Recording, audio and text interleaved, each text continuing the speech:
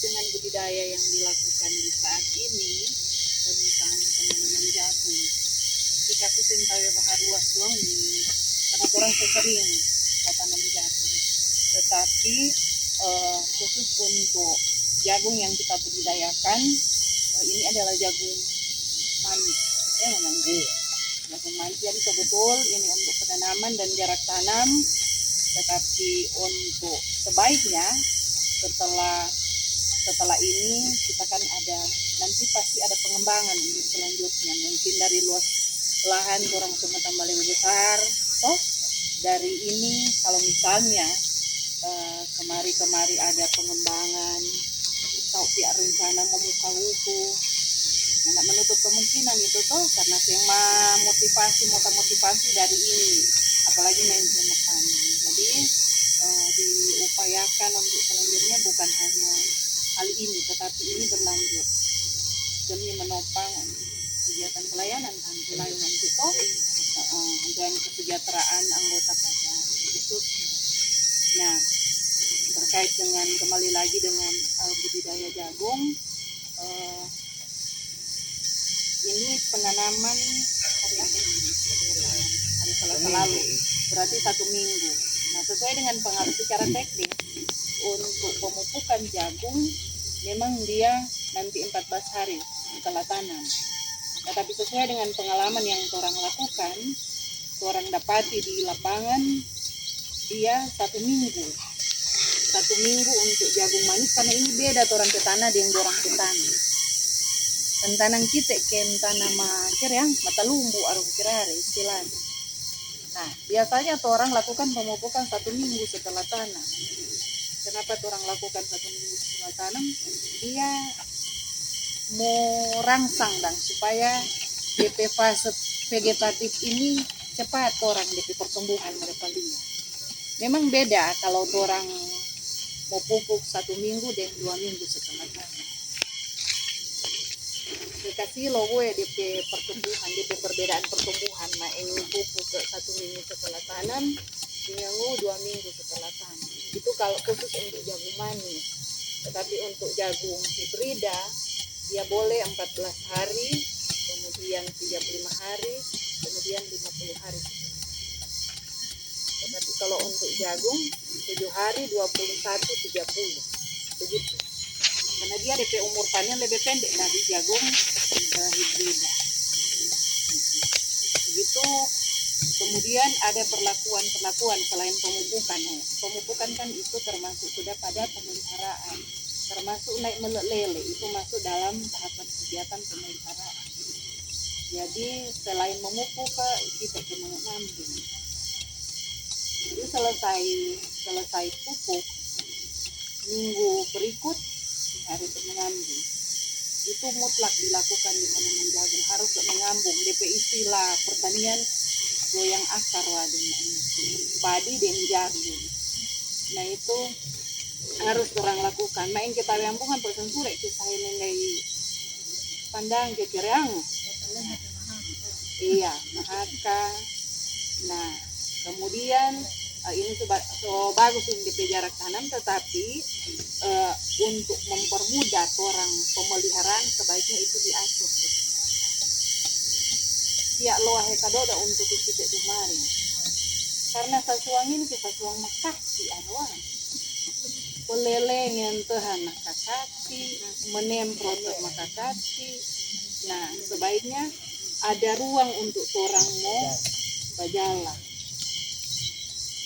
Tiap sistem tanam yang diterapkan di Milo, ada sistem SRI, ada sistem jajar legowo. Nah, ketika orang mau atur DP jarak tanam dengan sistem jajar legowo, memang dapat lihat merawat dek kosong karena ada jalan untuk orang mau pemeliharaan. Tetapi DP keuntungan yang di sistem jajar legowo itu dia full DP jarak tanam. Mau suruh mau jarak tanam muteng di sawah, suangan melek kekasih lo masyarakat. Nah, itu jajar legowo. Itu diterapkan lagi di jagung. Dan ini hasilnya luar biasa. Karena sekalipun orang ada sebagian lahan yang orang kasih biar ndak ada tanaman, tetapi di jarak tanam yang diatur itu full gitu jarak tanam.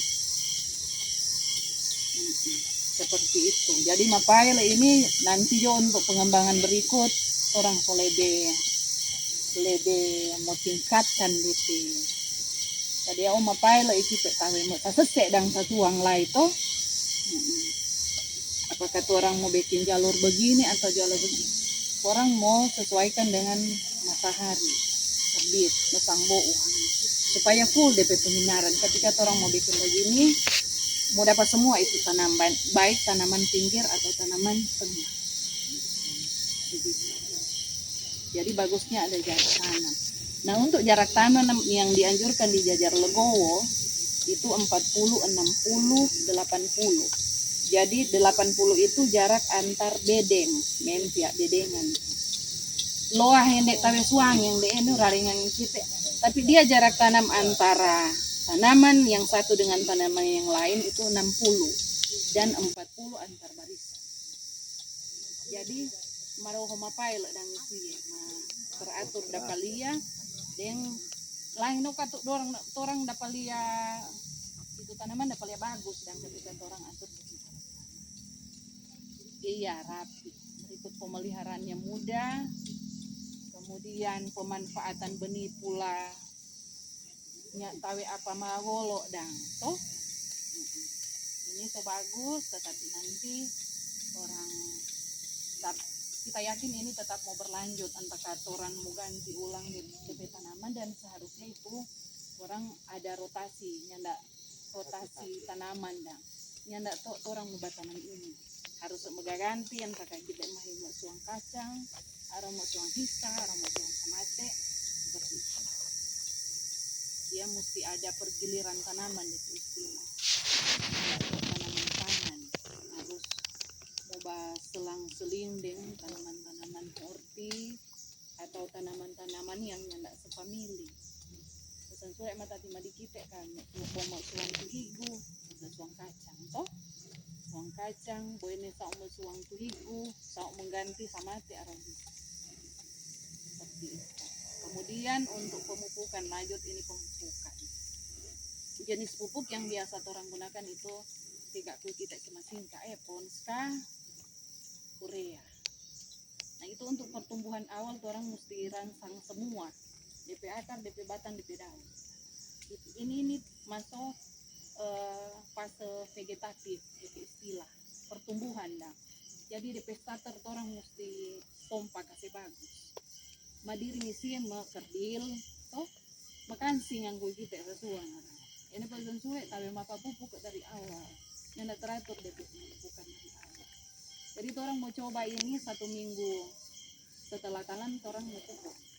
Ini pas hari ini orang mau pupuk. Nanti berikut 21 hari.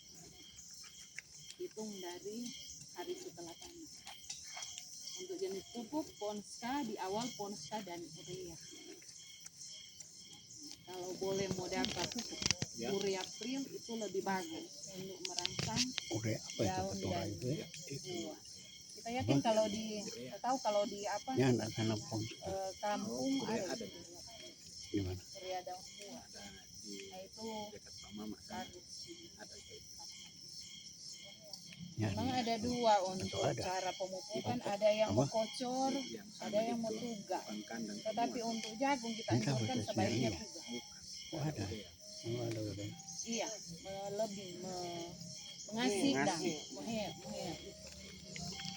kecuali untuk tanaman-tanaman hortikultur, abotong yang kita mengocor. Di awal dia tugal, kemudian di minggu berikut dia kocor. Boleh kalau misalnya ada pupuk organik, boleh dia disemprot di masa-masa masuk masa vegetatif, akhir masa generatif, akhir masa vegetatif. Merangsang pembuahan, kalau misalnya ada pupuk organik cair, boleh orang semprot. Perbandingannya untuk pupuk urea dan ponska itu boleh 2:1.